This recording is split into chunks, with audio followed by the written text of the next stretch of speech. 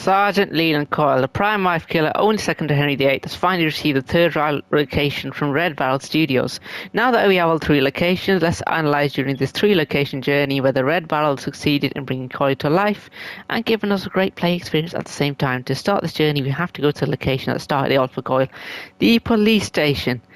The main trial was not too bad, was scary at times, and gave us an insight into how Coyle treats his prisoners in the worst way possible. Very aggressive, attacks them quite a bit, doesn't he? But the issue with this main trial was it was too short. We didn't get enough an insight into how Coyle was as a sergeant, because as a sergeant he was corrupt, he falsified records, he doctored records, and he had respectable standings with other police officers that we never got an insight into to bend the law to his own will. So no one suspected him because of how respected he was as a police officer and how decorated he was. And we didn't have as many showdowns with Coyle as we should have because of the short length of the trial. It's crazy that RedBarrel Studios made us learn less in a location where we should learn the most about him, because he is a sergeant after all. Now we'll talk about the MKs, the supporting cast of the main trials. These are the trials that you do for the chill, for fun, 15-minute trials. First we'll talk about a very bad trial that was part of the police officer repertoire. The MK was Teacher Police Officer, where you had to find a film reel, use keys to unlock doors to find the room it's in. The main thing about this, it was extremely tedious. There was a maze-like structure that didn't make sense because the doors you had to find were only in certain areas, so the other half of the map was ignorable. So it made the maze-like structure look even worse, and while Coyle was chasing you around and you were frantically searching for doors all around the map, it was just a gate from hell. Never put me in this trial ever again.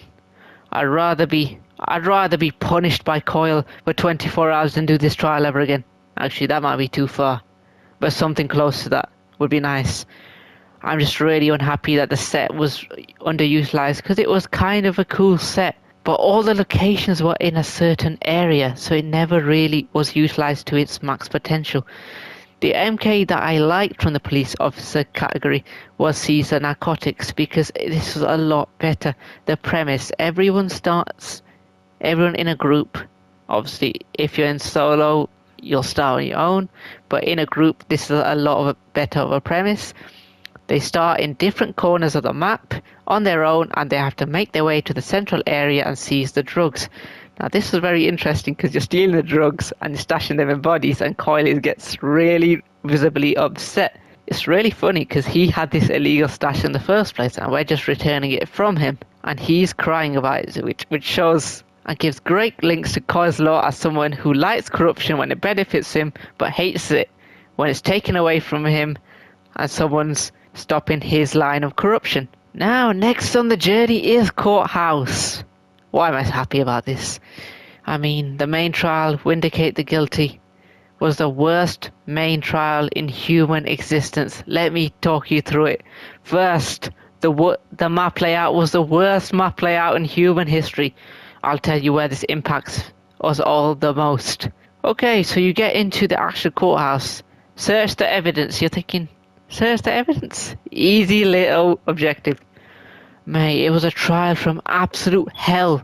It was a nightmare. You had to search these boxes, enter in the code, and if you didn't enter in the code in 90 seconds, you would lose a health bar, and you would get electrocuted so loud that Coyle would come to your direction straight away. It was so sickening, and it took so long to clear. RedBarrel, never do this objective ever again. This is the worst objective in human history. But guys, it gets better, because now you have to pour acid into a location that's hard to find. And you have to run with this acid because Coyle's running after you. Amazing. So the acid's going to spill, you're going to lose your health, Coyle's going to take you down. Could not get any worse. And then you go and you think, okay, I've done these two exhausting objectives, what's next? Hey, give me a detonator, give me a tracker, let's go blow some X-Pop's heads off. You're thinking, okay, finally some fun, finally some aggressive fun.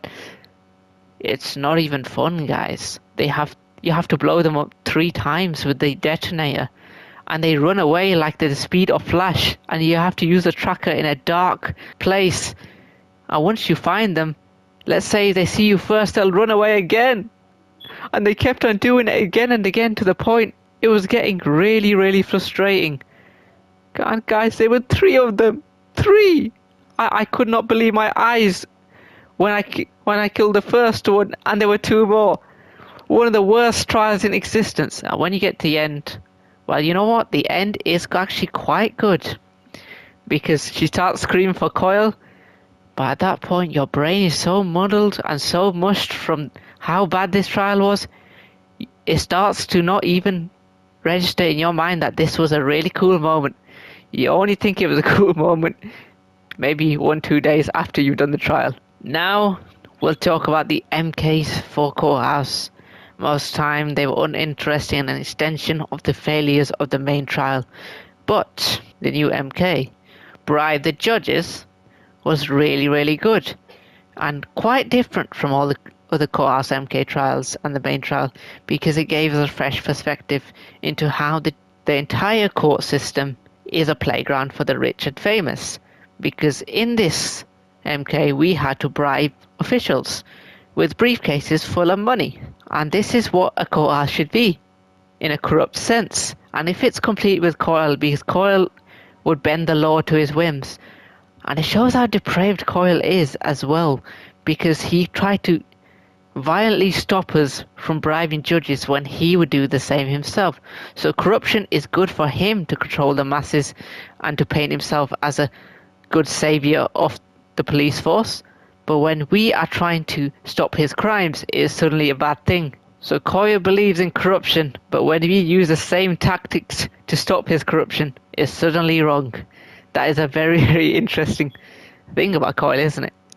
Very corrupt, but also very hypocritical. Now we'll start with the prison farm, or end with the prison farm, because this is Coyle's 3rd location.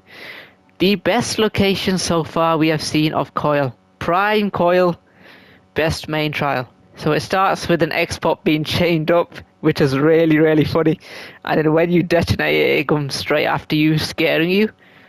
That was a real jump scare. And then you get straight into the start of the trial because you enter the prison farm, where Coyle is whipping around the Warden. So he's kicking the Warden, who's on his knees. He's literally Coyle's slave at this point.